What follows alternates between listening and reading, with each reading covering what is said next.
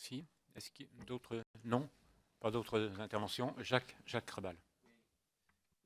Monsieur le Président, content de vous revoir, bien évidemment, hein, en forme. Donc, si nous sommes réunis de nouveau, c'est que le cheminement parlementaire a été particulièrement tortueux sur ce projet de loi, et on peut qu'en convenir, hein.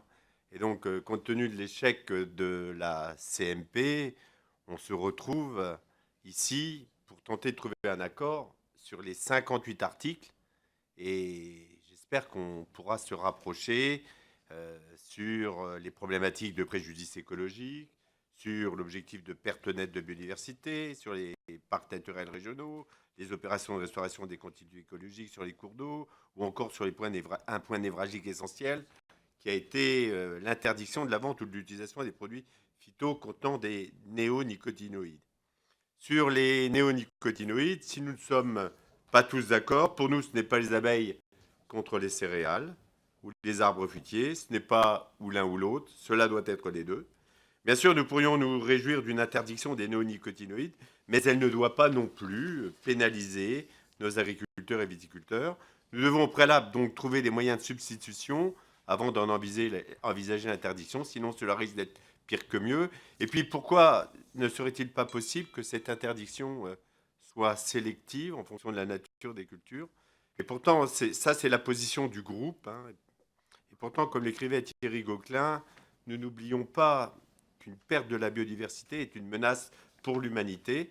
Donc pour nous, la problématique, c'est de concilier développement économique et respect des écosystèmes, de concilier le soutien indispensable aux acteurs de la ruralité, et ça a été un des points importants lors des précédents débats, agriculteurs, éleveurs et chasseurs, avec des exigences environnementales. Nous avions abordé ce projet de loi en disant qu'il fallait éviter de jeter de l'huile sur le feu entre les différents acteurs socio-professionnels concernés, entre différents acteurs à part entière de la biodiversité. Et bien sûr, je ne veux pas revenir sur les chasseurs et les paysans que je rappelais tout à l'heure. Nous avons connu des conflits ouverts et durs, et j'espère que nous nous dirigerons vers des compromis qui devraient apaiser les tensions. Montrons qu'au-delà des aspects idéologiques, des engagements personnels, nous sommes capables de cultiver la volonté de rechercher du consensus. Chacun semble avoir mis l'eau dans son vin, et si personne n'est totalement satisfait, si quelques-uns sont déçus, ce que nous pouvons comprendre, nous sommes tous conscients que nous n'avancerons pas en France si nous ne cessons de nous diviser et d'alimenter des fronts de discorde sur ce sujet comme sur d'autres. Pour cette lecture en commission, nous vous proposerons des amendements sur les chemins ruraux.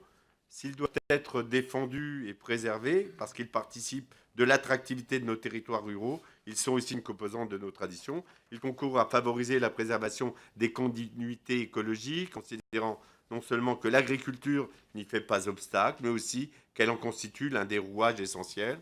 Nous devons maximiser les chances pour que ces chemins soient entretenus, en donnant par exemple les moyens aux associations dont l'objectif est la défense des chemins ruraux d'assurer cet entretien. Mais tout cela doit se faire en lien avec les agriculteurs, pas contre, et les chambres régionales d'agriculture d'ailleurs y sont assez favorables.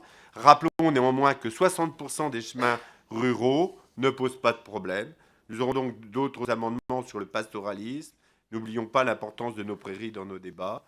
Plus globalement, nous souhaitons que l'examen en nouvelle lecture de ce texte soit l'occasion de dessiner des lignes de compromis équilibrées.